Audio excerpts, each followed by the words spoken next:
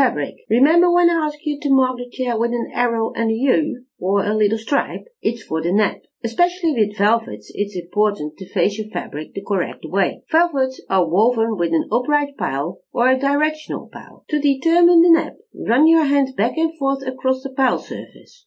The smooth direction is the direction of the nap. In general, do not use the sides of the fabric as they have no stretch. These are called the selvage. Fabric with a nap should be upholstered in the direction as in the next drawing I made for you. Technical information about upholstery fabric can be found at the back of sample books, such as the composition and very important the FR specifications, which means fire retardant, especially if you are doing bespoke and contract upholstery. Same as with the foam. Check the fire regulations in your country. Upholstery fabric is usually 1,40 meters wide.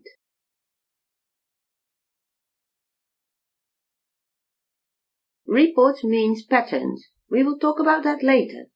Maintenance and light fastness. 5 is very good. The Martindale test is about how many rubs before any damage is done to the fabric. The higher, the better.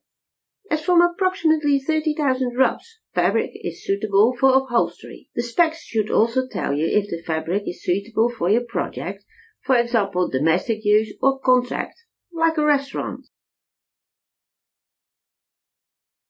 Now I picked out the sample book with different patterns as well in picture as in size. Be careful with big patterns on small chairs. You do not want your glass of wine to drop off, do you? At the back there is a specification how high and wide the patterns are, and a repeat, so you can make your calculations where the pattern starts and ends on your chair.